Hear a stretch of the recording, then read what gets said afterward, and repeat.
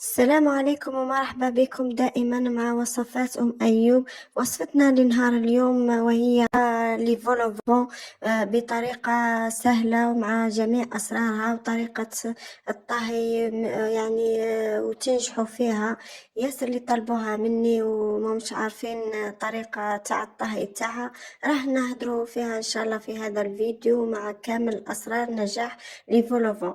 نبدأ على بركة الله. عندنا العجينة المغرقة وكنت شاركتها معكم من قبل وراح نخلي لكم الرابط في صندوق الوصف. نبدأ كما راكم تشوفوا نبسطوها، نديروا لها الفرينة في طاولة العمل، نرشوها. أنا استعملت العجينة المغرقة أرطل، هذه الكمية أرطل، وراح نقول لكم قديش راح تخرج لكم نحبة. استعملت هذا الطابع وراح نديرو سمك العجينة حوالي 4 مليمتر.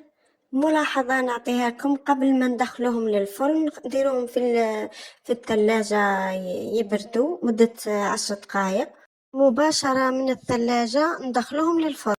ولهنا راح ندير بالطابع اللي تعود فيه ثقب في الوسط، وراح نديروهم فوق بعض مثل الصابلي، يعني راح نديرو طبقة كما هذه هي الأولى، والطبقة المثقوبة راح نديروها فوقها كما الصابلي تماما.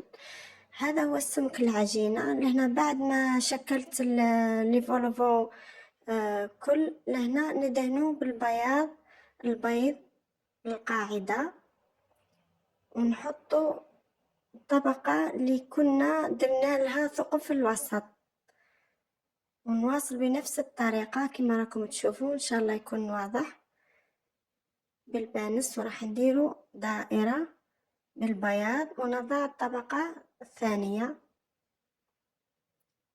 ونواصل بنفس الطريقة. لأن بعد ما كملنا ولصقنا الطبقات مع بعض ندهنوها من الفوق بصفار البيض كما راكم تشوفوا. نحاول من نهبطوش الصفار في الحواف باش الطبقات من خلوهم يطلعوا، ما يبقاوش يعود البياض الصفار يعود قابضهم. حاول ان ما خلوش الصفار يهبط على الحواف باش تسهل لي فولوفون يطلع وراح يتورق. لهنا هذو الدوائر الصغيرة اللي نحيناهم من الوسط، دوائر تاع الثقب، هذو راح ندهنوهم بالصفار من فوق وراح نزينو بهم ان شاء الله. هنا ندخلوها في فرن تكون درجة تاعو 200 درجة، نخلوها مدة 10 دقائق، وبعد نقصوا الفرن ونخلوها 180 درجة ونزيدو نحسبوا له 10 دقائق بات تطيب لي فولوفون يطيبوا من داخل. وهذه نصيحة وسر من أسرار نجاح لي فولوفون، راهم كامل في الفيديوهات ما يعطوكمش هذه النصائح. لهنا بعد ما يطيب معنا لي فولوفون، شفتوا الثقب هذاك اللي في الوسط راح نديروه بالاصبع، نهبطوا الانتفاخ هذاك اللي في الوسط. ولهنا راح نعمروه بصلصة تاع البيتزا او اي حشو انتم لكم الاختيار.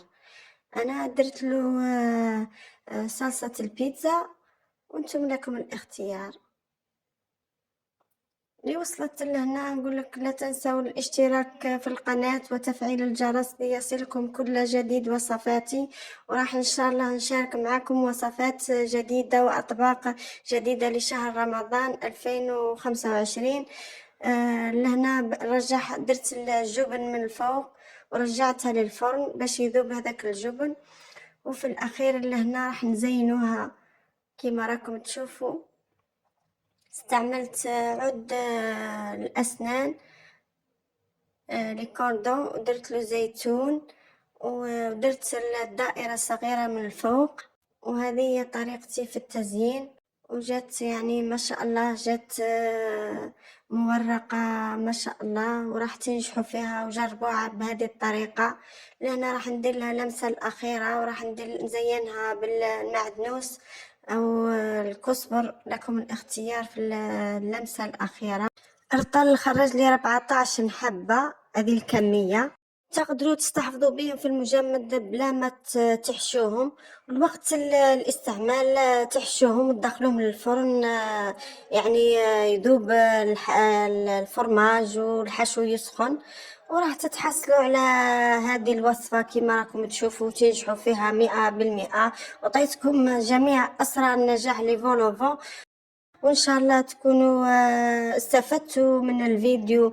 وما تنسوش تخلوا لي جيم وتعليق غالياتي، ودعموا القناة وبارتاجوها للأهل والأصدقاء بتعم الفائدة.